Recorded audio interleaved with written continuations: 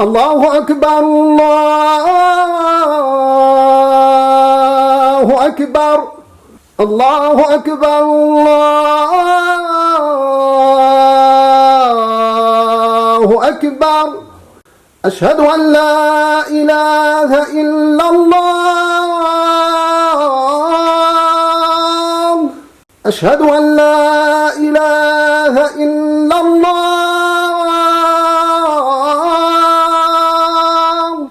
إن الحمد لله نحمده ونستعينه ونستغفره ونستهديه ونعوذ بالله من شرور أنفسنا ومن سيئات أعمالنا. من يهده الله فهو المهتد ومن يضلل فلن تجد له وليا مرشدا. اللهم اجعلنا في هذا الجمع الكريم من الهداة المهتدين ولا تجعلنا برحمتك من الضالين المضلين. يقول رب العزة في محكم التنزيل بعد أعوذ بالله من الشيطان الرجيم: يا أيها الذين آمنوا اتقوا الله حق تقاته ولا تموتن إلا وأنتم مسلمون. يا أيها الناس اتقوا ربكم الذي خلقكم من نفس واحدة وخلق منها زوجها وبث منهما رجالا كثيرا ونساء واتقوا الله الذي تساءلون به والأرحام إن الله كان عليكم رقيبا. يا أيها الذين آمنوا اتقوا الله وقولوا قولا سديدا يصلح لكم أعمالكم ويغفر لكم ذنوبكم ومن يطع الله ورسوله فقد فاز فوزا عظيما. اللهم اجعلني وأحبتي من الفائزين. سبحانك لا علم لنا إلا ما علمتنا إنك أنت العليم الحكيم. سبحانك لا فهم لنا إلا ما فهمتنا إنك أنت الجواد الكريم. موضوع الخطبة أيها الأفاضل يدور حول من هو المفلس. سؤال رسول الله صلى الله عليه وسلم للصحابة رضي الله عنهم حينما قال لهم: أتدرون من المفلس؟ كي لغويني؟ فالكل أجاب بأن المفلس من لا درهم له ولا متاع. هذا في نظرنا نحن، أما في نظر رسول الله صلى الله عليه وسلم سوف نرى الحديث. عن أبي هريرة رضي الله عنه قال: قال رسول الله صلى الله عليه وسلم فيما رواه الإمام مسلم: أتدرون من المفلس؟ قالوا أي الصحابة رضي الله عنهم: المفلس فينا من لا درهم له ولا متاع. قال صلى الله عليه وسلم: المفلس من أمتي من يأتي يوم القيامة بصلاة وصيام وزكاة ويأتي وقد شتم هذا وقذف هذا وأكل مال هذا وسفك دم هذا وضرب هذا، فيعطى هذا من حسناته وهذا من حسناته، فإن فنيت حسناته قبل أن يقضى ما عليه أخذ من خطاياهم فطرحت عليه ثم طرح في النار والعياذ بالله. لو أنه يأخذ من سيئاتهم ويأخذون من حسناته ويكفي، لا، ولكن يطرح في النار والعياذ بالله. وقال صلى الله عليه وسلم: يأتي في رواية أخرى بأعمال كالجبال، des actions dont la récompense comme des montagnes. الله كتب له الأجر والثواب. كان خاشعا في صلاته كتب له أجر الصلاة، كان صائما حقا كتب له ثواب الصيام وأجره، لكن ضرب هذا وشتم هذا وأكل مال هذا. الله غفور رحيم، لكن الله سبحانه وتعالى شديد العقاب، لا يحب الظلم. الله n'aime pas l'injustice. Le messager d'Allah sallallahu alayhi wa sallam avait comme habitude d'initier les échanges avec ses compagnons en leur posant des questions et profiter de leurs réponses pour corriger leur conception de la vie. Voici un exemple de ce hadith rapporté par l'imam Muslim selon Abu Huraira radiyallahu anhu. Un jour, le messager d'Allah sallallahu alayhi wa sallam pose à ses compagnons la question suivante: savez-vous qui est le ruiné? Atadrouna man al-muflis. Tout le monde savait que signifie le muflis. C'est une notion connue par tous. Les compagnons ont donc répondu dans ce sens: al-muflis parmi nous est celui qui n'a plus d'argent et n'a plus de biens. Le messager d'Allah sallallahu alayhi wa sallam commence donc sa correction en disant: Al-Muflis de ma communauté, dans la conception musulmane de la vie, est celui qui viendra le jour du jugement devant Allah avec la prière.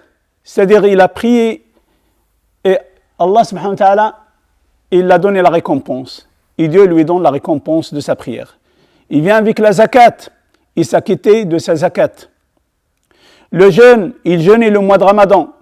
Le pèlerinage, il accomplissait le pèlerinage. Il avait toutes ces récompenses, subhanallah, comme des montagnes dans une autre version. Cependant, il arrive en ayant insulté un tel, calomnié un tel, sali l'honneur d'un tel, frappé un tel, spolié les biens d'un tel et participé à faire couler le sang d'un tel. Ces victimes viendront l'un après l'autre se servir de ces bonnes actions. Quand ces bonnes actions seront épousées, les éventuelles victimes restantes lui donneront de leurs mauvaises actions et il sera ainsi jeté en enfer. Wal'iyadu billah. يعني يأخذ من سيئاتهم ثم تطرح عليه كما قال صلى الله عليه وسلم فيطرح ويلقى في النار والعياذ بالله. يعني هذا إنسان كان يصلي يصوم يزكي يحج. C'est pas quelqu'un qui a délaissé la prière. C'est quelqu'un qui était dans la mosquée. C'est quelqu'un, pendant le mois de Ramadan, il jeûnait. Et pourtant, yutrah fi nar. Pourquoi? Parce que l'islam, c'est pas que il contient pas que le côté d'adoration. L'islam, il contient deux côtés. Le côté d'adoration, tout ce qui est en relation avec Allah et ton âme, et le côté avec les êtres humains, al-mu'amalat, et le comportement. C'est très important. C'est qu'on lit deux, يكونوا بجوج.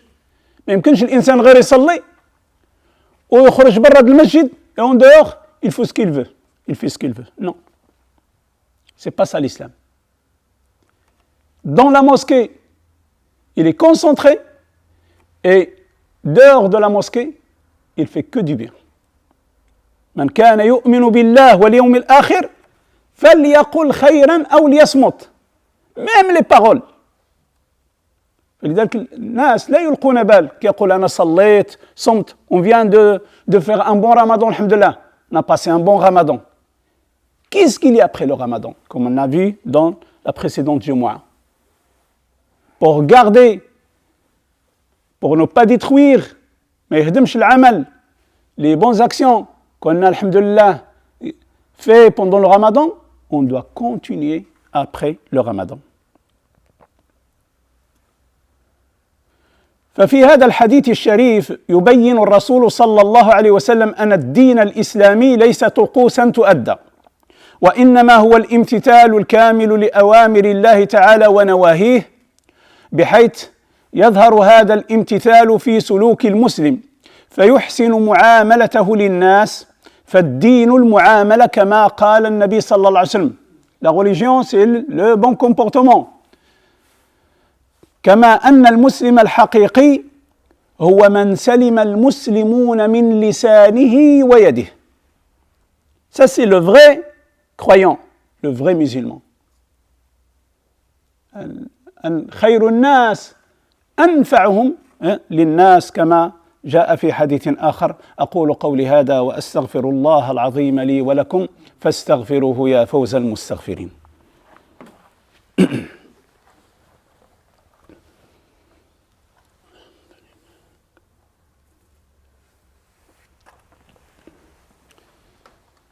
الحمد لله وكفى وصلى الله على نبينا المصطفى صلى الله عليه وسلم.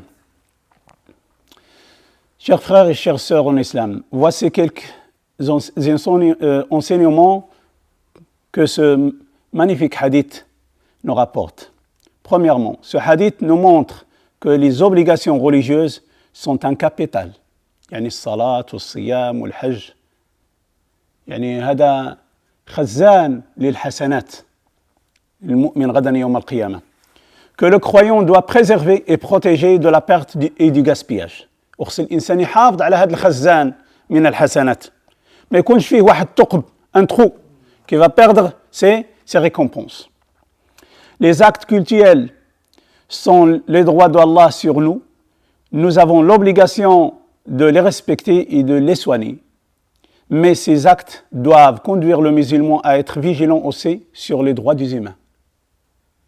يعني ما دام أن العلاقة معك مع الله سبحانه وتعالى علاقة حسنة يجب أن تكون العلاقة كذلك مع الآخرين مع الناس علاقة حسنة. La négligence des droits des humains que certains négligent dans ce bas monde peut le coûter cher. الإنسان فعلا كي يقول لك أنا ضحكت على فلان زعما راه ربح ولا زعما il est malin ولا il est intelligent. Subhanallah. Non, c'est au contraire. La négligence des droits des humains que certains négligent dans ce bas monde peut leur coûter toutes leurs bonnes actions dans le-delà. Il peut les dépasser, il peut gagner que les péchés des autres encore. C'est pire. Le plus prudent parmi nous doit tout faire pour réparer ses erreurs et régler ses dettes dans ce bas monde. يتوب إلى الله سبحانه وتعالى ويرد المظالم إلى أهلها. La seule devise quand les gens seront devant Allah subhanahu wa ta'ala le jour du jugement dernier, il n'existera plus le dollar, l'euro, l'or, rien. La seule devise devant Allah subhanahu wa ta'ala, c'est les bonnes et les mauvaises actions. يعني غدا يوم القيامة لا درهم ولا دينار ولا أورو ولا دولار. يعني العمل Qu'est-ce que tu as préparé? وَقُلِ اعْمَلُوا فَسَيَرَى اللَّهُ عَمَلَكُمْ وَرَسُولُهُ وَالْمُؤْمِنُونَ كل شيء سوف يرون ذلك. Les péchés entre le croyant et son Seigneur peuvent être facilement effacés, pardonnés définitivement dans cette vie.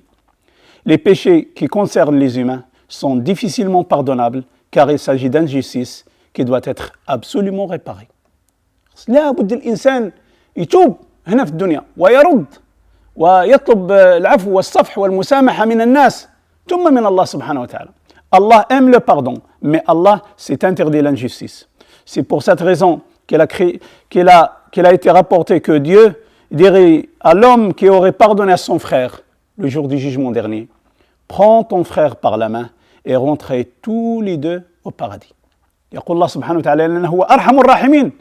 يعني أنت سمحت لأخوك وأنت أعطيت لأخوك خذ بيد أخيك وادخل الجنة لأن الله أرحم الراحمين.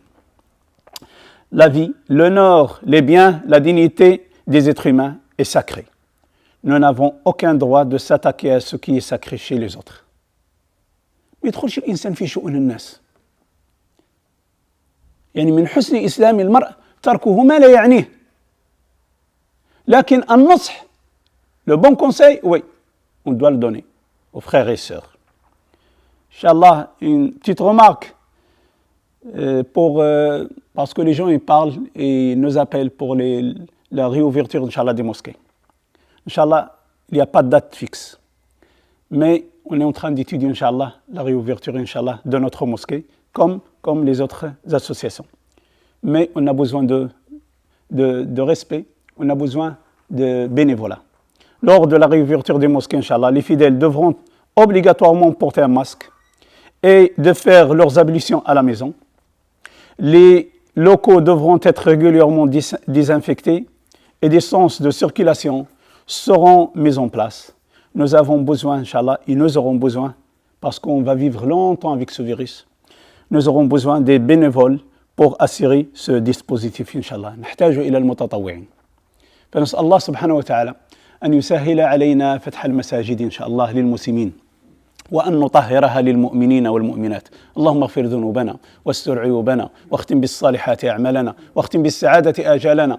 اللهم اشف مرضانا ومرضى المسلمين وارحم موتانا وموتى المسلمين وعافي مبتلانا يا أرحم الراحمين. اللهم لا تدع لنا في جمعتنا هذه ذنبا إلا غفرته ولا هما إلا فرجته ولا دينا إلا قضيته ولا مريضا إلا شفيته ولا ميتا إلا رحمته ولا طالبا إلا أنجحته ولا تاجرا إلا أربحته ولا مسافرا إلا بلغته ولا صاحب حاجة من حوائج الدنيا والآخرة لك فيها رضا ولنا فيها صلاح إلا عنتنا على قضائها يا أرحم الراحمين.